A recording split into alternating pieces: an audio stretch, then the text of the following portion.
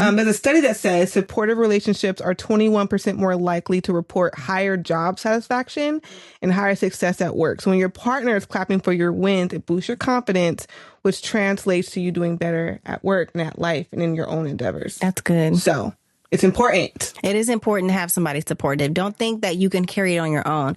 Because let me tell you, willpower only gets you so far in any area in life. And if you're going to attach your day-to-day life with somebody, then they need to be like in tandem and lockstep with you and your goals. That's good.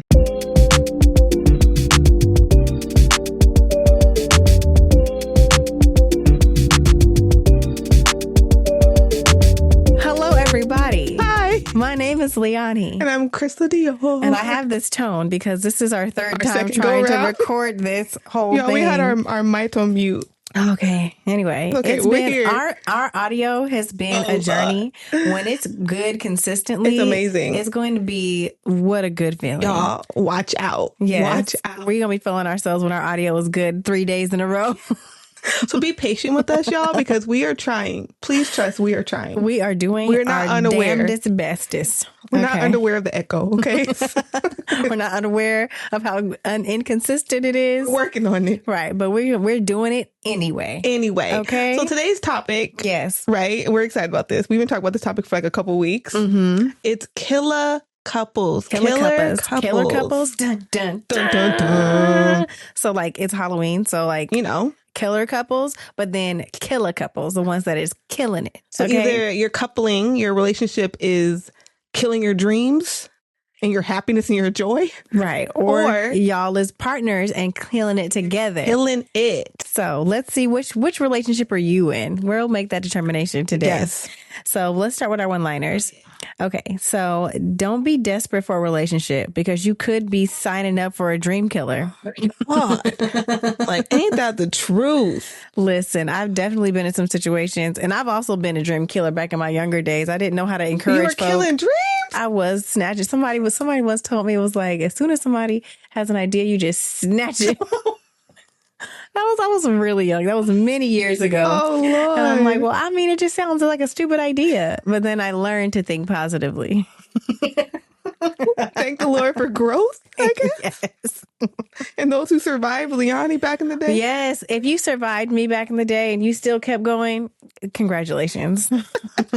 Okay, mine's is love's a battlefield. But please, some of these couples out here acting like they need a therapist on speed dial. Let's unpack the drama. Let me do that again. Y'all ready? Okay, do it again. Love's a battlefield. Please. Some of these couples are out here like they need a therapist on speed dial. Let's unpack the drama. Okay, so let's get into that. We about to unpack some drama today. Yes. So let's do who said that. Okay, this week is mine. Yes. So here's a quote. Love recognizes no barriers. It jumps hurdles, leaps fences, penetrates walls to arrive at its destination full of hope. Who said that? It's a woman. Okay. She was, I think she won like a Nobel Peace Prize. I might be lying about that, but I feel like she did. Mm-hmm. Black woman.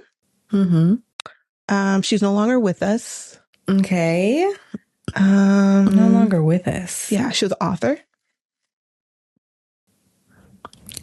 Toni Morrison, is she with us? No, she's not. Okay. She was a poet though, like Toni. Okay. Maya Angelou. Okay. Maya Angelou. Nice. So when you're figuring out how to pursue things that you love with someone that you love, remember this quote. Right. And if your partner is not filling you full of hope, especially when it comes to your dreams, maybe that's something you need to rethink. Listen, if your partner is jealous of you, run. Like, right. Or if they were like me, just snatching dreams out the air and not even giving them time to breathe. Yes. I had a partner who was like jealous of me, but like it would be passive aggressive. Oh, like their life kind of wasn't working out. Like stuff just was going wrong and like valid. So when I would tell them about any small victory, they'd be like, "Oh, you're so blessed. Must be nice." And I'm like, okay. And so it's either that. I've heard of situations like that. I've also heard of situations where it's like the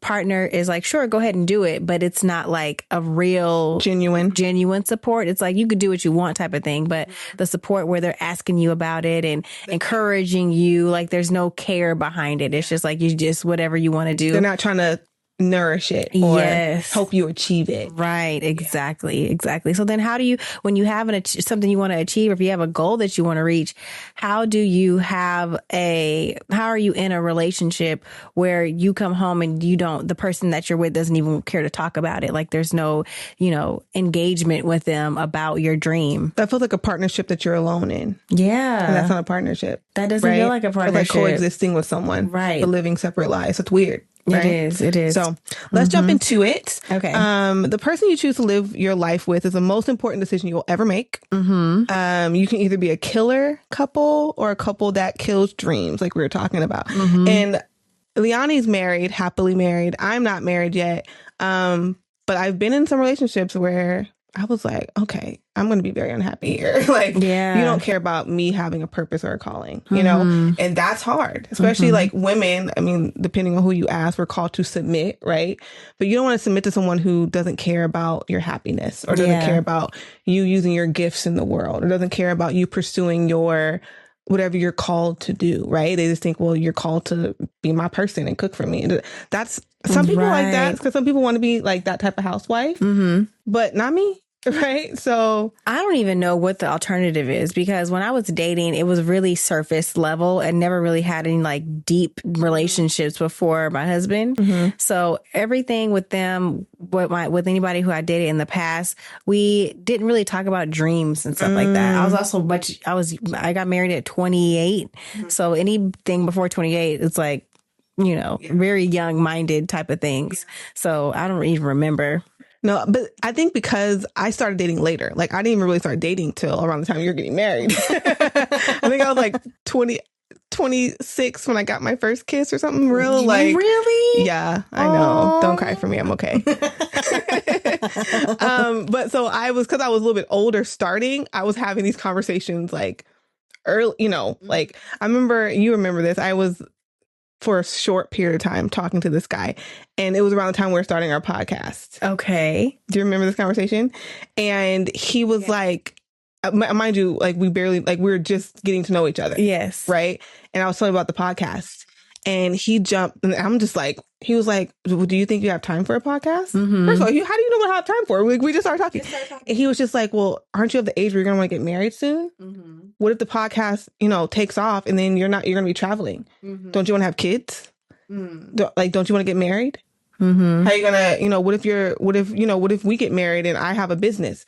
How are you going to help me with my business if you're... It's like, why are you only looking at the negative side of the fact? Where it's like, and also not even a reality. He was just thinking about himself. He was like, I want a partner to help me with my business.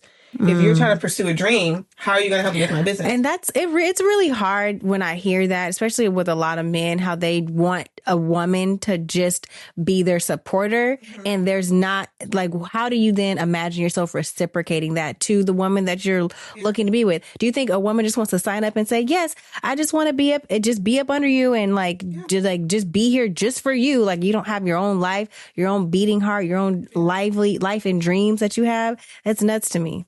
And honestly, I think that that's more of what they think they want, because I know many couples who the person was like that. Like I had a friend, she was all about her partner. She didn't really everything was about him. And the first 6 months of marriage, he was like, you need to go get some friends. You need to exactly. go because that gets old. Life's a long life. You don't want someone just up under you forever. Yes. Like you want someone who has something to talk about because they did something outside of just you all day, right? So they can come and have a conversation with you because they did this while you're at work, or they read, you know what I mean? Like that gets boring. It does get boring. I'm like, and I think so, especially for people who are unmarried, and I've been here before, it's like it's kind of hard to see the qualities of somebody to think about the qualities that are necessary for longevity, and especially in marriage. When you think about marriage and you're not just in it for like a 5-year type of thing, like a lot of long-term relationships are, even 10 years. It's like, can you make it to 30 years? Can you make it to 40, 50 years? And what are the qualities going to take you through those tests of times? And if you are interested in somebody only being your, basically your support system, only that, and not all the other things that I think a healthy marriage should have, then you're going to get bored very quickly. And then the thing that you think you want somebody to do, cook all your meals and do all this and be there waiting on you hand and foot, that you're not going to respect that after a while, because then you just have a servant. You know what I'm saying? You don't have someone who you can bounce ideas off of, because all they do is sit up under you, and they have the same ideas as you because all they do is talk to you, right? So exactly. You want, I just think, it's interesting. So it's easy to accidentally end up in a killer relationship. Yes. I think healthy relationships boost. I think people miss what healthy is. I mean, healthy, I'm sure, has its own range of definitions. Right. But I know when you're in an unhealthy thing, it messes with your happiness. It messes with your mental health. You're stressed. You're anxious. You're always worried. You're always on edge. It just messes with every fiber of your being in something unhealthy. So it's worth pursuing. It's worth waiting for. And it's worth also you knowing who you are before you like try to figure out who we are. Like, do you even know what do you like? For that part, it's like, what do you like individually, and what do you want out of life individually?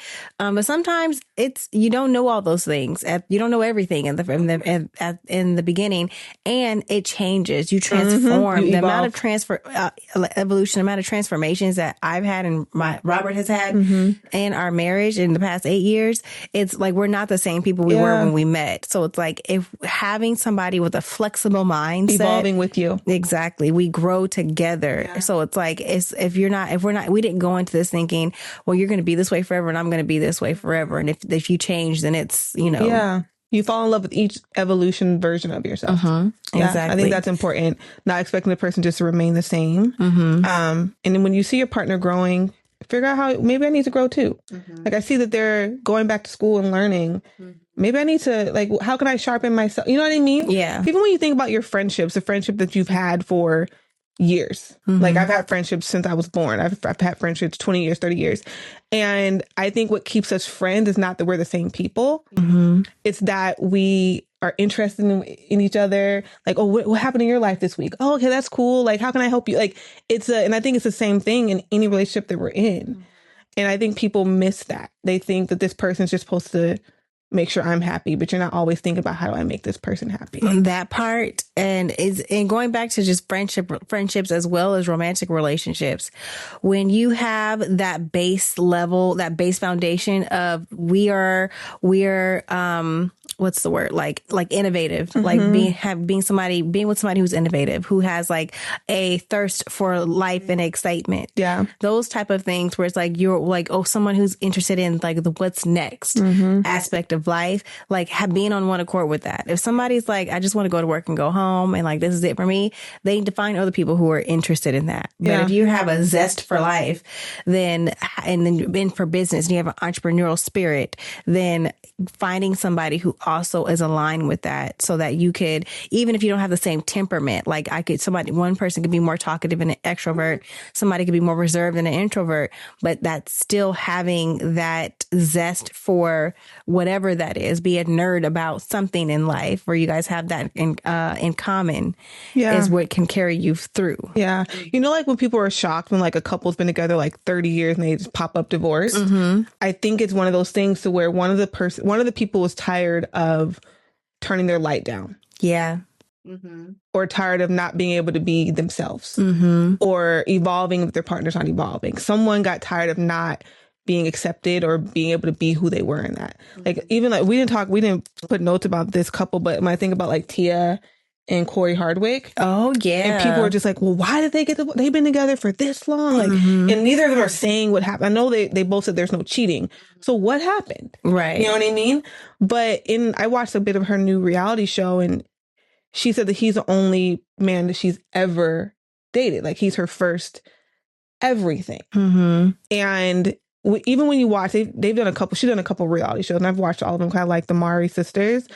But it seemed like she was really, really, really into him and figuring out how to make him happy. And he was just like Mr. Cool. Okay. Like, kind of cool in what way, though? Like, kind of he definitely doesn't give Mr. Cool vibes. Like, you mean like laid back? Well, like she was dorky and fun and lighthearted, and he would just be like, okay, Tia. Oh, really? Yeah. Like, he didn't really engage in the energy with her, which it could just be them having different personalities. But sometimes it felt like he was kind of like like shooing her a little bit. Yeah. Like they did the black love thing, and like she started to talk, and he was kind of like, "Be quiet." She's like, "Oh, sorry." So it seemed like, really, yeah, okay.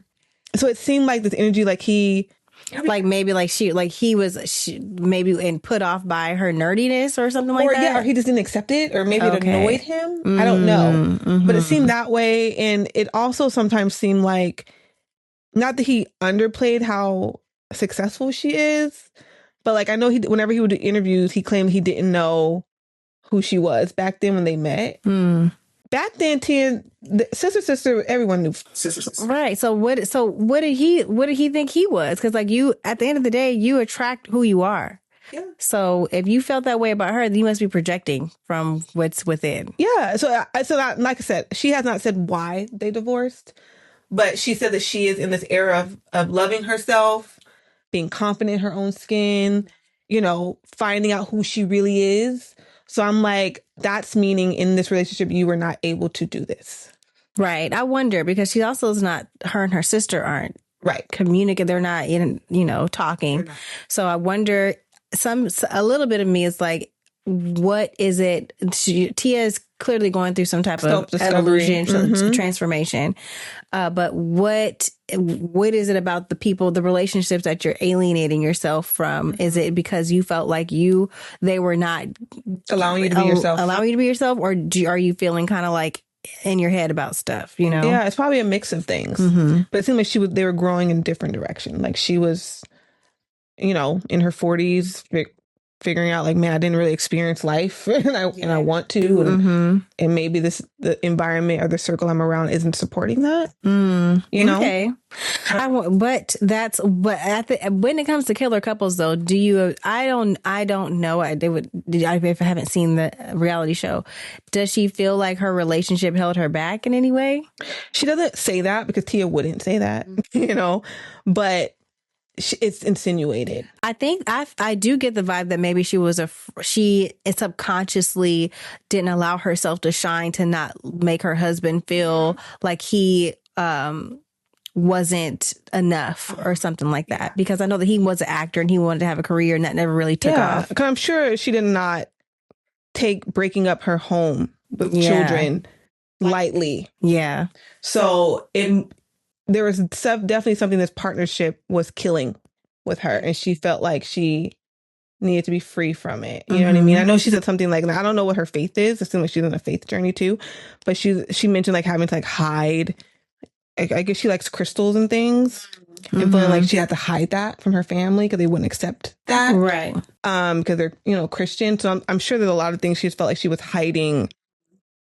Pieces of who she was, or somebody's going to try to stop her. And that's why I was saying, like, is it some of it is just in her head because of this transformation she's going through. She feels like her family wouldn't accept it, and she wants to not have their opinions involved. So she wants to alienate herself so that she could live without judgment. Yeah, live free. And that's I understand that to a degree, but that also could be a danger zone. Yeah, because also, like, while you're trying to discover yourself in this kind of like a midlife crisis, it seems like she's having, and when you're trying to discover yourself, you still don't want to come away from your core and from your foundation. And so you have people around you to kind of help, like, hopefully, if they're doing it in a critical way, in a way that's unhealthy, I understand why you want to distance yourself, but also having the people who've known you your whole life, there's still a benefit to, like, hey, this isn't like you. I know that you're going through a shift, but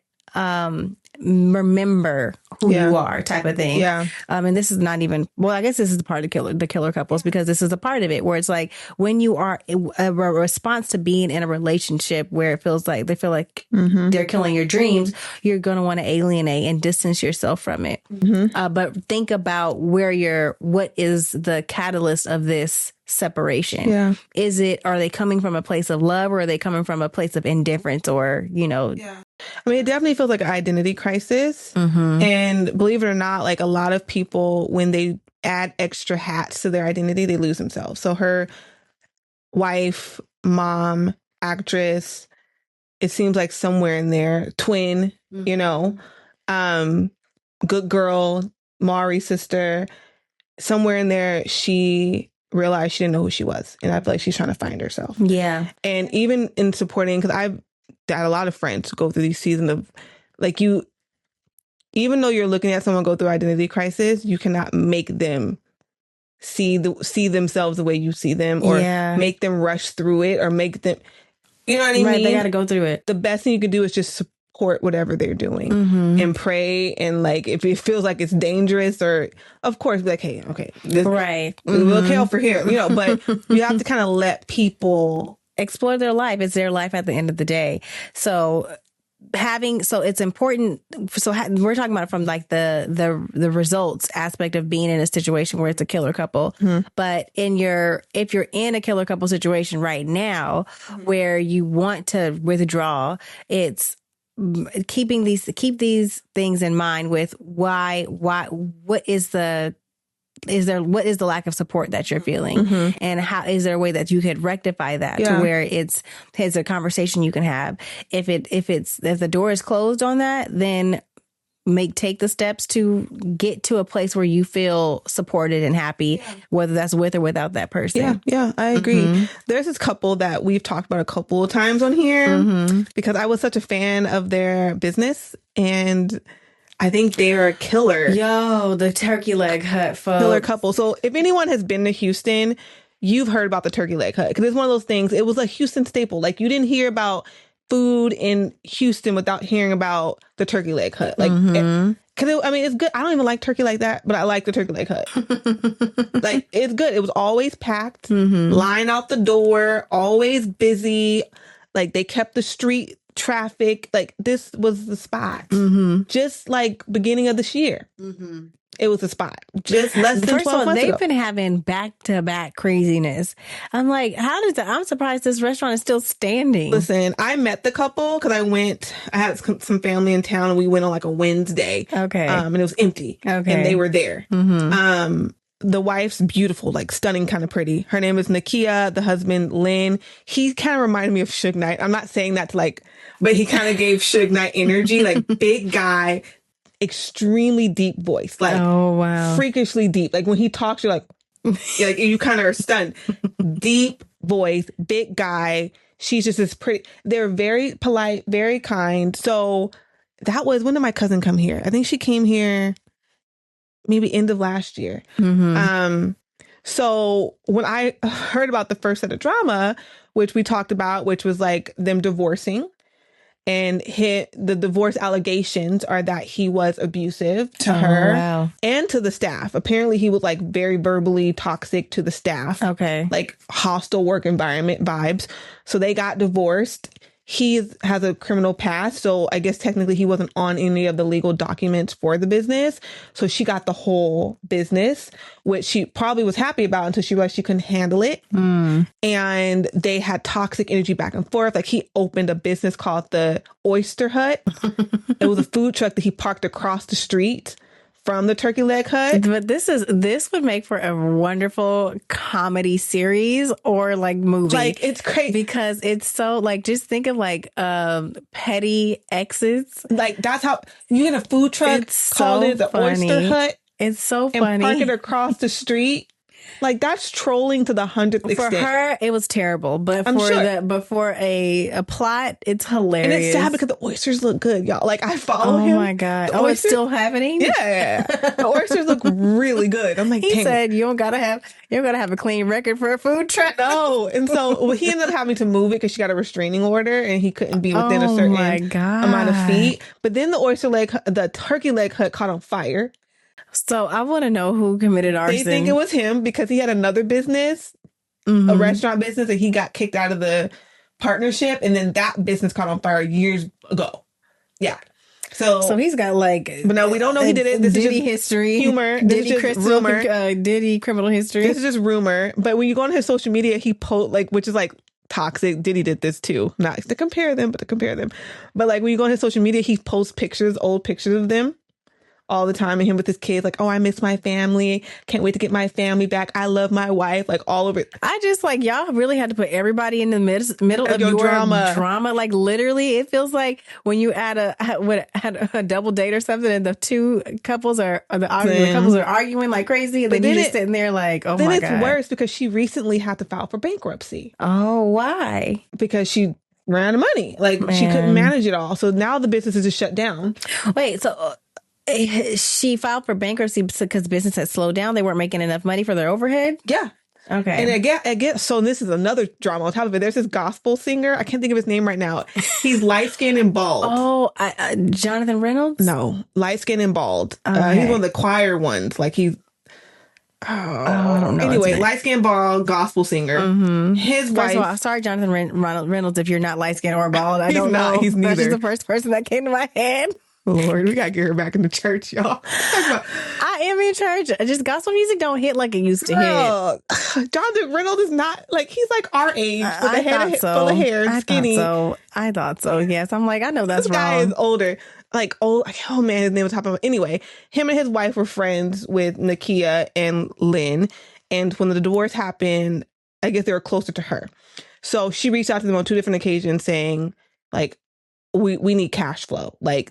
The business I think they ended up giving her like $200,000 or something like that. Yes, I remember watching the TikTok, and they were like, the news report, they were like, they gave a lot of money to her to keep it afloat, payroll and things like that. And now she's bankrupt, so they're not going to get their money back. So now they're trying to sue her to get their money back. I wonder if she's paying for all the divorce stuff. Is that why? I don't know. They said she filed like she couldn't, which is one of those things where you realize, like, man, like, although she thought, oh, I can run this business without him, clearly he was more involved in things than... I don't know. It's like, because that's tricky. It's if there's a much reason why you could file bankruptcy, but I imagine with all the money that they were bringing in, if they were packed all the time, I wonder if they were bringing in enough revenue to cover their overhead. And because you could, just because you're packed don't mean that you're profitable. That's true. Mm-hmm. That's true. I mean, I don't know how long the business has been open.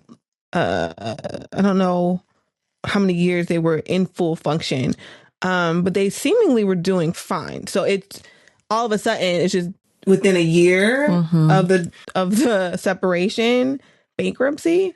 So now the business is shut down. So I really want to know, I want a movie to be made out of this, because what happened beforehand when the business was opening? Like, were y'all good? Like, what was the turn of I guess if you're abusive the whole time, then it's just, it don't matter how successful the business is, you got to go. I wish she could have like sold it. You know, like right when stuff started to go. When she saw that it was becoming overwhelming, sell it and try to get something out of it. Because that's a lesson there. It's like knowing when to let go of a business and not hold on to it. I mean, I learned that lesson the hard way, and she's having to learn it the hard way too. Yeah, because it's one of those things to where it's like they started their partnership and it was a success. They were the power couple of Houston, you know, and for it within a year to just be done. It's been more than a year. Not since we started talking. We haven't been podcasting. Well, because Ebony's been here for like maybe 2 years now, and then we went there when she first moved here. No, I mean since it started going downhill, since they separated. It hasn't been a year. Yes, it has been a year. It has dissolved basically in 1 year. No, they've been around years, but so nobody can get turkey legs now. It's over. Now listen, we all know how popular turkey legs can be. It's just smoked turkey legs. Somebody better put some legs on that smoker and get to opening a food truck and get going, because there's I bet he will, because he's a little definitely petty. A market for that. Right. I bet he probably will. Is. Because it was probably his recipe. Because I feel like he might be the cook. He might be because the oysters look good. I might even give you his social media. Find it yourself. I'm hungry right now. But they look good. But like they were, so I feel like they're a killer couple. It's like it crashed and burned. Make it turkey leg shack. Yeah, crash and burn. Another couple that's been like all over media. It's like, are they a killer couple? Who? Megan Good and Jonathan Are they still Majors. Together? They are. I wouldn't put them in either one of these categories. Why? Because I don't see them as being a couple that's like killing it. Like, oh, they're doing a good. And I also don't see that they're too bad either. It's just kind of like they're saying that they feel like he's kind of putting like a damper on her shine a little bit because of his negative his negative press. And now this is straight rumor. But apparently she's like fronting bills and things because he's lost a lot of jobs with all his controversy. Who told you this? The rumor mill. Okay, the internet. The internet. And they just be making up stuff. They do. So I don't know if that's true or not, if that's vetted or not. I don't know. I would say, so here's the thing. Megan Good is like a icon, essentially. And I feel like she's an icon. And I think that being next to him does kind of like, because she wasn't in the light for a minute. Like she was kind of like laid back. Yeah. But it doesn't feel like it adds anything to her. It feels like, if anything, it makes us like, it gives us side eye vibes. Yeah. But I'm not going to say they're like, We'll like see how it goes. he's not killing her business. No. Or killing her brand or anything like that. But it's like, it would be, like her ex-husband, the producer, preacher man, I feel like he kind of like used her to become relevant. You do? Yeah, I didn't know who he was. Did you know who Devon Franklin was before he was married to Megan Good? Nobody did. No. Okay. No one knew who he was. He married her. Now he's writing books. Now he's doing this. He wasn't writing books before? No, this is his first book, The Wait. The Wait, that was them together. I know. Okay. We wouldn't have bought the book if Megan wasn't on there. That's fair. So like his career, we wouldn't care about Jonathan Majors no more if Megan wasn't with him. Even though Jonathan Majors had his own career, he had his own thing. I feel like I wish that he would have just went back into the shrubberies a little bit and just waited for things to die over. Came back next year with a new movie. But instead he had be all out everywhere. On trial with him holding a Bible in a cup. Okay. He did the most. Right. It's like just when things go south, get gone for a minute and then we'll forget about it and come back. Yeah. So I don't know. We don't know if they're killer or killer. We're going to see how it goes. Right. I don't know. But I feel like her ex-husband was more of a, like even with interviews and things, like he was always the one talking and she would just kind of be there. Although we came to see her. We didn't come to see you, bro. So it's one of those things where it's just like, man, like I don't know if he was okay with her just shining, or if he was like, well, how do I get some of this shine? And it's interesting because Megan Good she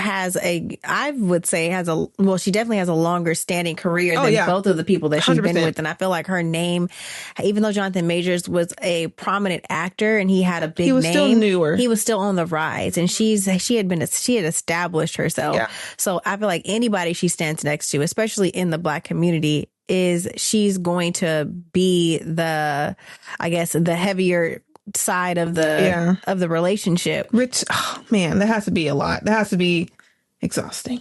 I don't know. So I would just like for her to be in a relationship where it feels like balance. Yeah. Yeah. Like you pour, I pour. Yeah. Right. Yeah. But from what she said from Club Shay Shay, he's amazing. He's definitely amazing. He's helped her grow in a lot of ways. So it's not like it's all like she's the only one giving. Yeah, he definitely adores her, which is nice. He definitely adores her. She's his Rosa Parks. Oh, that's weird. He said it. I know. It's like why Rosa Parks? What is Rosa Parks? Did he say Rosa or did he say Coretta Scott? Was it Coretta? Yes. He said Coretta. It's like, okay. And I don't know if we should continue to make that the goal because Martin Luther King was out here doing some I don't like to talk about it. So anyway. It's like that. And that's going back to the killer couples. The dude wants to just do the foolishness and just have a woman. They have this idea that I just want to be able to do all the foolishness I want to do. Deal with whatever you do. And then the woman is just here supporting you because, like, first of all, you are not a civil rights activist. Your cause does not seem like it's going to go to the masses and free a people. You know what I'm saying? It's like that. I can understand that Coretta standing by Martin Luther King's side because his call was so huge. Right. At the end of the day, bigger than one person. At the end of the day, I would have been mad at her if she was like, "Me and the kids is out. You go. You out on the road anyway." You know what I'm saying? So anyway. Tangent. Let's talk about Will and Jada. I don't know. So another thing with these celebrities, ever since I'm on pins and needles sometimes when I think about the new stuff that's going to come out about this Diddy stuff. You think Will and Jada are part of that? Yes, girl. Will was he at the parties? Girl. Will? Online. Did you see this thing? So there's a meme going around about have you seen The Temptations, right? Yeah. So you know the part where David Ruffin gets kicked out the group? I saw it. I think I reposted it on my Instagram because I thought it was hilarious. I remember that scene so well. So it's hilarious. Yeah. So Will was one of the people in the. Oh, he was? Yeah. So I'm like, I really don't believe anything anymore. So I don't believe none of this stuff. If I had to put Will and Jada in a killer or a killer, I would put them in a killer. Not because I think either of their careers is dying because of the other person. Well, kind of, because Will did kind of get blackballed because he slapped a boy over her. But it kind of feels like they always got some drama going on. Like, Will's an A-list celebrity, and I feel like the drama that he has around his marriage is the only, like, negative point on his roster. Do you know what I mean? Like, you don't really hear about anything else negative in regards to Will Smith outside of some toxic going on, entanglements. And Jada don't ever seem like she want to be with him. She said on her Red Table Talks, I used to watch that she cried walking down the aisle, but not tears of joy. Well, because she was pregnant also. Yeah, and she never wanted to be married. Yeah. She never wanted to be married. And she felt pressure to be being married because her mom was like, you're pregnant, you need to be married. And Will wanted to be married, so she cried of like horror having to get married to this man because like that is not a romantic story you should repeat. No, it's like people hold them up on a pedestal, but the more you crack behind that curtain, it's like y'all don't like each other. Like maybe you like because y'all have a life together, but it don't seem like marriage vibes. It seems like they just decided to be partners. It sounds like agreement vibes. Yes, definitely sounds like an agreement at this point, at least. So I would put them in the killer because they're not couples goals to me. But when it comes to like each other's, but the thing about it is also, I guess, have an understanding of what this relationship is, because Jada has supported him through all of his endeavors. It seems like Will, I'm sure he is able to be more of himself and have the stability in his career because of Jada. Yeah. And they said they made divorce as a non-option. And they seem real about that. Like, it's not an option. Like, even if we have to coexist in this house with separate partners, like, we're never getting a divorce.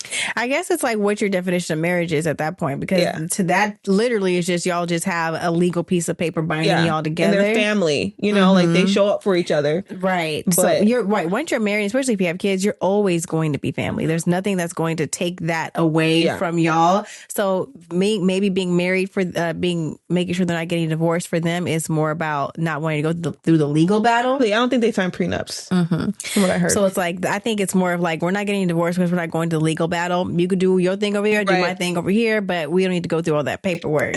Yeah. That's what it sounds like. But I don't know. I also put them in a question mark, like Jonathan Majors and Megan Good, because I don't feel like it's hurting, but I also don't know if it's helping. Well, it's definitely not. Only thing I would say for him, it's hurting. For her, it's not. Based on what they talking about with this stuff with Diddy, it could just be as for optics. Yeah, I mean maybe, but I just know he's now banned from going to the Oscars forever. Not forever. It was only like a handful of years. Are you sure? Yes. I thought they said like 20 years. Oh, maybe 10, 20. It was like a period of time. He's 50. So he's going to be kind of going when he's 70? Yes. Well, it's dying there forever, okay? Oh, my God. But let's talk about some positive couples where you see them shining. And this is where I get into, I don't know if these are positive couples, because when you would behind the curtain seems like a bunch of don't know. lies. Mind you, either way, we don't know behind the curtain, so we're just going off of what we see, what we do see of them. What they put forward, Yes, so and nothing to aspire to, but just giving examples. Yes. Rihanna and A$AP Rocky. Okay. I think they're so cute. Only because like whenever you see any type of interview with either of them, they seem head over heels smitten with the other. That's nice. And like super, like she's a billionaire and he's clearly not. He don't care. Like you can tell he fundamentally does not care. And neither does she. And like they just seem like they just adore each other. And it's really cute to watch them interact with each other on red carpets or in interviews, or just like they just seem like they really are into each other, and like they just let each other be and support each other. She's at his concert, he's at her this, like they just It's like it's when you're with somebody who was a billionaire before you got with them. Like what other choice do you have? Right. Who's extremely successful. Yeah. And it seems like I know there was an interview about like the kids, and he's like a young rapper, attractive, like in his prime, as is she. You know what I mean? But he's so involved with being a dad. He's like, why would we have kids to have nannies watch them all the time? Like, Yeah. we'll take if you can't go, then I'll like he. It seems like they both are actively parents as well as being moguls and shining and growing. And I know that if he were a toxic partner, especially with kids, there's no way she'll be able to do all the million things that she does successfully because it would be stressed. Right. Especially if their focus is on being hands-on. And of course, they probably have a village, like I'm sure, like mothers and aunts and uncles and things like that to help to, share the load and the weight of being parents so that they also get that time to be with each other and be at each other's events and things like that. But it seems like a mutual support. Like him and I think the oldest baby were like did a Fenty shoot. Modeling a Fenty clothes. So it seems like support, like he's not a beauty guy, right? But he's like A$AP Rocky? Is he a beauty guy? He's a fashion guy, yes. He's a fashion guy. But he's supporting her, whatever she's doing. So it seems like a mutual support. And that's that part of what we see is nice. Yeah. It's nice to see. Well, who else? So Serena Williams and Alexis Ohanian. I don't hear much about them, which I like. Yeah. Well, he's like very rich and successful on his own. Right. Like, I think Reddit. He founded Reddit, so he's probably a billionaire or close dang near to it. But he is all about, I mean, he's retired. I believe he sold the business. And he's just all about being Serena's husband. Like, he don't care if you call him Serena's husband. He's like, yeah, I'm Serena's husband. Exactly. Like, he's like proud to be with her. Yes. And like, I love it's that. nice. Like, before she retired, he's like cheering like crazy at the, like, he just seems like he is okay with being having a champion. And so that's the difference between having somebody who supports you. It's like, I support what you do. That's your thing. I'm going to encourage you. We could talk about it. But then it's another thing to have somebody who's like a cheerleader who roots for you. Wants you to shine. Yes. Who like pushes you to do the thing that's in your heart to do. Yeah. And I have that with Robert. And that's one of the best things I feel like I didn't even ask for that I got in my marriage is I'm a person who has a lot of things I want to do. And so to have somebody who rolls with the punches with me and puts his neck on the line. Excited. He be in here with us teching, trying to help us figure out. He be more worried about our mics not working than we do. Exactly. So as a witness to them, they ain't faking it because like it is sincere. So I love that. Yes. So I love that for her. I hear your favorite people. Go ahead, girl. Well, we'll see. What? Well, I'm not talking about Beyonce. I'm talking about Jay-Z. I'm talking Jay-Z. We have a big question mark about him right now. Yeah. But are they a killer couple? Most people would say they were. Most people would say her career went like skyrocketed once I think Jay-Z's career skyrocketed. He was already. I think Jay-Z's career. I think she helped Jay-Z's career for real. Wasn't he dang near retired around the time they? So he said he was going to retire from rap, but he's not that he wasn't successful, but I don't think that he would. I think together I don't know if they would be in as many doors as they would be, and if their partnership, they are literally a package deal. Yeah. So like, they're the top right now. Like he running the dang Super Bowl music, and yes, she's killing it at 40-something years old, packing out stadiums and being a country artist today and whatever tomorrow. Like, so although I don't know what his involvement is with a lot of things. We'll leave it at that. It's like, and I like Beyonce. Am I a beehiver? No, but I like me some Beyonce when I like me some Beyonce.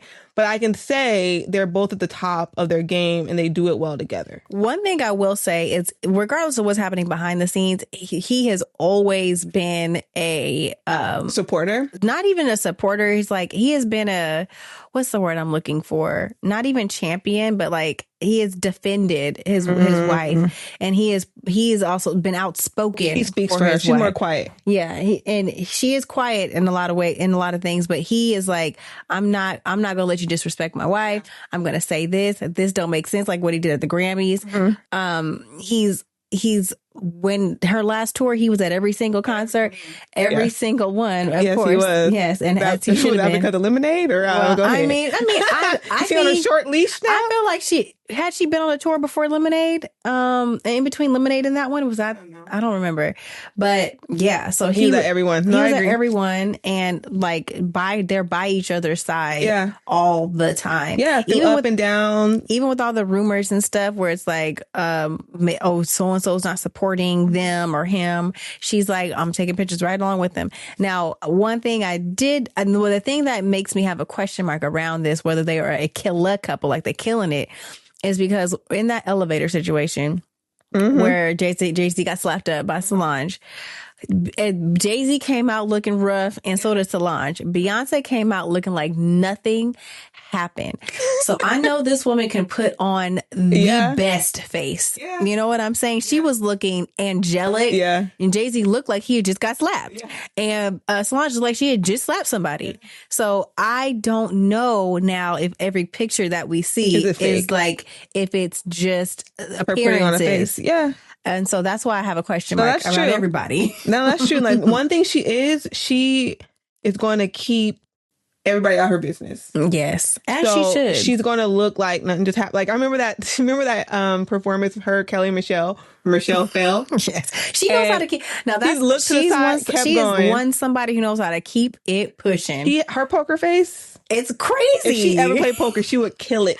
She has to. Her poker face is next level. Yes. So, I mean, as far as their business empire, as far as them supporting each other's goals or whatever, they do that well. Right. And that's they're always going to. So, okay, we go back to, I guess I could say, as far as everything is going right now, I would put them in the killing it section because they're always going to be family. Yeah. She's like, that's the father of my kids. That is my husband until further notice. Yes. And we're a unit. Mm-hmm. And for no other reason, we have business together and we're family. Like if I were to compare like them to Will and Jada, right? Because let's say they both have partnerships at this point. Yeah. Maybe they both are just like, hey, we ain't ever getting divorced because it doesn't make sense to split our money. That like for business purposes, we are staying together.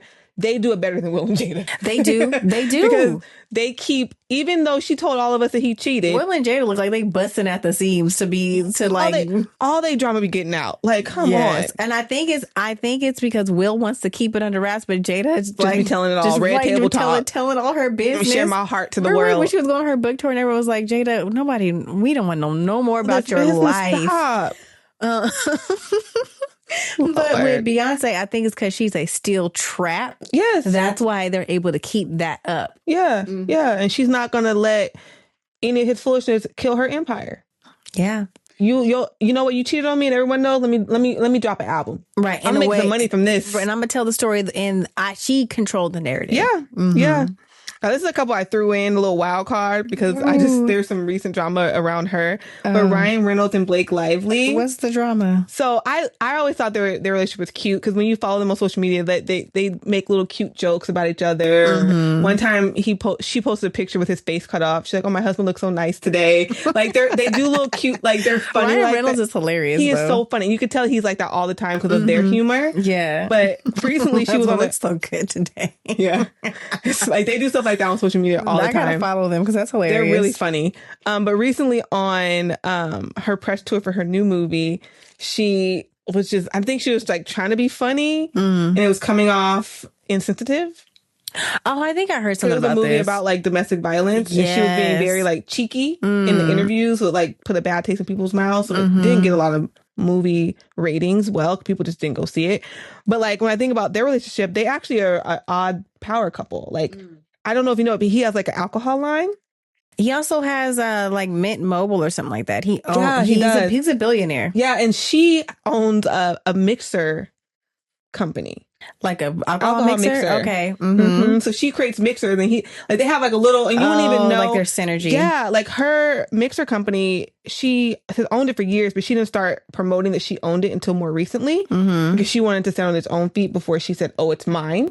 She wanted to sell just because it was hers. Yeah. Like Beyonce did with their whiskey. Yes. So that's kind of how she did it. But like they're a total little power couple, an odd one. Now, I don't know what they're like behind scenes, but they seem very cute. And she's done a couple speeches for him getting awards, and it just seems sincere. Yeah. Like it seems like a sincere love that they have, and that they, How long have they been together? It's been, I think, almost 10 years. Okay. They have like a lot of kids too, like 3 or 4. Okay, because he was with Scarlett Johansson before her, and I don't know how long they were together. Yeah, but no, it seemed like sincere. I feel like for a Hollywood marriage, that's a pretty long time. Yeah, it is. And then she said that for this new movie that didn't do well, he was like, he was on the set. He like whatever. She said whatever.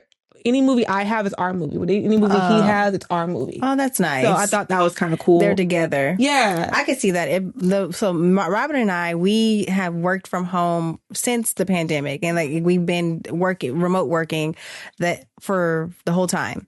And even before that, we met at work. So I love being in the same environment. Yes, he is my forever coworker.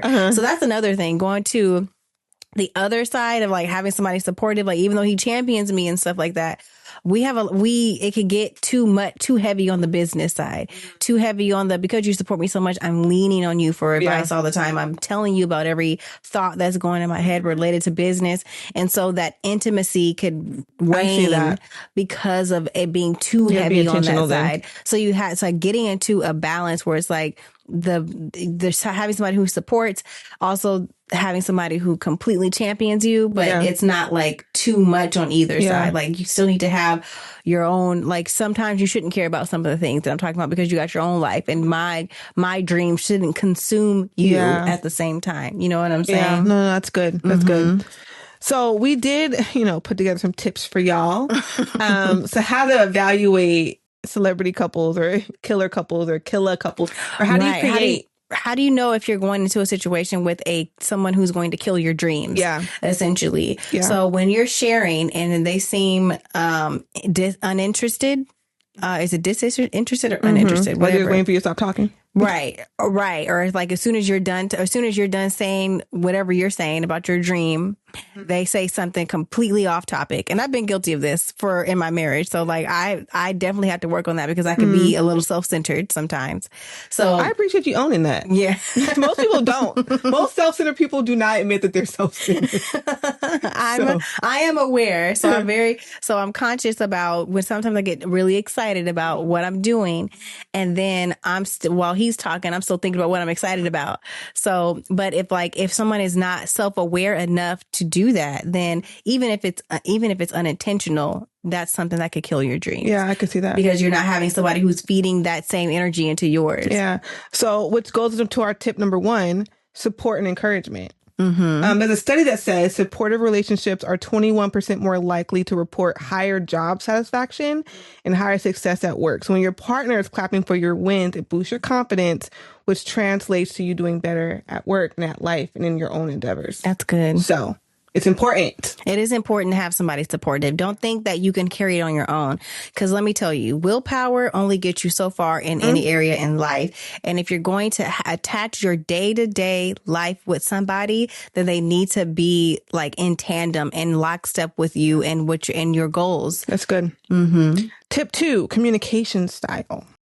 Yes. Yeah. So do you have a note on it? Yeah, no, I was going to say, they say that most healthy couples talk openly and address issues head on. They walk through challenges, but people with poor communication styles, people who don't talk about the good, the bad, and the ugly, that usually becomes a root cause of their breakups later. There's this psychologist couple called the Gottmans. I don't know if you heard about the Gottmans, but they did a lot of years and years of research on relationships. They did a lot of trials, they watched a lot of couples. Anyway, if anyone would be a relationship guru, it's the Gottmans. But they talk about this thing called not ignoring your partner's bids, and how they notice in research couples that ignore each other's bids are more likely to divorce. So what a bid is, if your partner is having a bid for attention and you ignore it, the more bids you ignore, the more likely you are to divorce. Example of a bid: if let's say I miss my partner and I'm just like, hey, did you see that storm in Florida? Like, that's crazy. There's alligators, in the water in people's garages. My partner's like, oh, yeah. and like moves on from the subject and doesn't engage in the conversation with me, bother, that's ignoring a bid. Yeah. Right? So you have to be careful of that because you don't realize it. You're like, oh, that's not important. Like, whatever. Yeah. Like, you're not talking. But your partner, maybe the subject isn't important, but they're just using it to talk to you. They're just using it to connect. They're using it to have a conversation. So you're not ignoring this topic. You're ignoring them. Yeah. And that's a bid. So communication is so important with that. So when you see your partner is bringing up a random subject and you're like, why are they bringing up this dumb subject? Instead of calling it a dumb subject, talk to them because they just want to talk to you. Listen, I'm guilty of that. So a lot of times I'm like trying to do stuff around the house and Robert likes to stop me, grab me and like kiss me or something like that.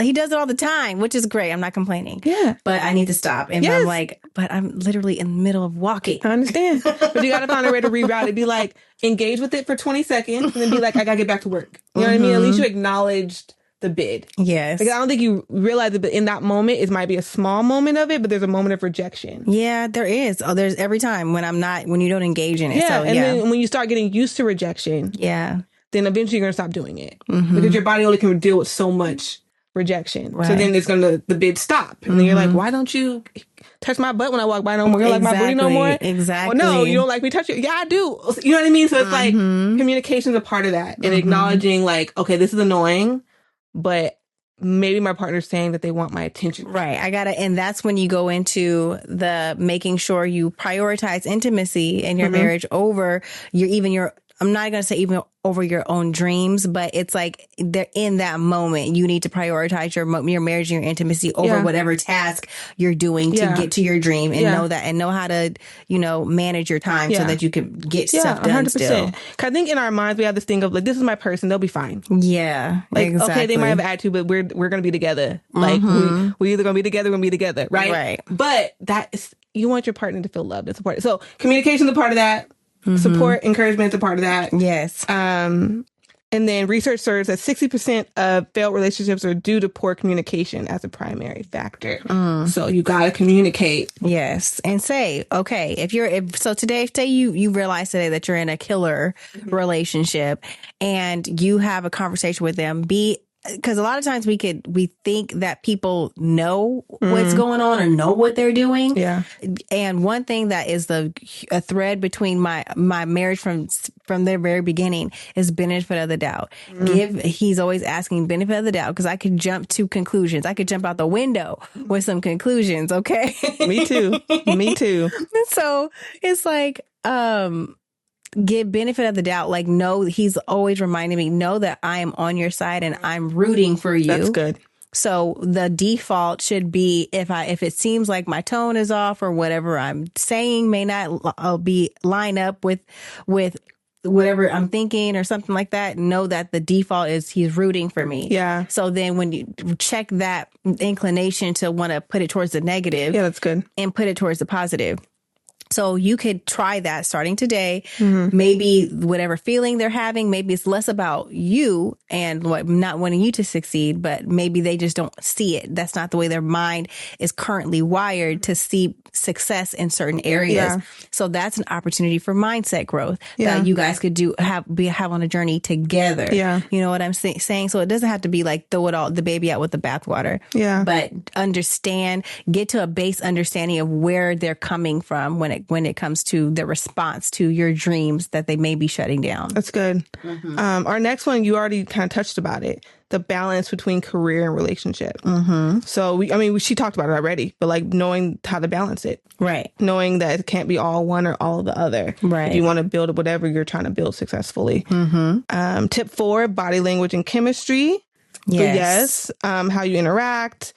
Positive body language, open body structure. When I worked for Panda Express, they were all into feng shui. And I remember the first thing that my boss taught me, I had to go meet with the founder because he wanted to meet with everybody.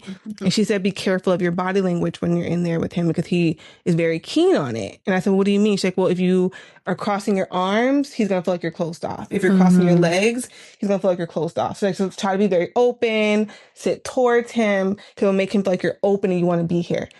It's like a feng shui thing. And I'm just like, but it's true. Like, you can tell when someone wants to, like, engage with you versus not, if someone's engaged not. And it's subtle things you don't realize you're doing. So you have to be mindful. Like, if you're like, you don't want to be there. I know you don't want to be there because so, like, body language is important.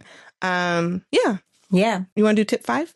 Yes. Scandal free or drama filled. So, are you in a peaceful relationship or one that's constantly filled with arguments and stress? Toxic relationships can take a huge toll on your mental health. So if going back to that point I was making about, the benefit of the doubt, and that may be some instances, but other instances, it could be straight out toxic. Yeah. It's like, who do you think you are? You can't do that, or you're not smart enough for that, or you don't have time for that, especially if you're moms and you are a stay-at-home mom and then you have a husband or a partner who is the breadwinner, and they're like, well, you can't do that. You have these kids, or that's not going to work because A, B, and C. It's like, that is so dream crushing. Yeah. Oh my God, I hate it. So, that's toxic. And I'm not telling you to leave your husband or leave your partner with and be a single mom, but speak up about it. Try to fix it. Try to find a solution to it. You can't just keep surviving like that because you're just going to be unhappy. Right. And it's not all about, and there are sacrifices that do need to be made in seasons.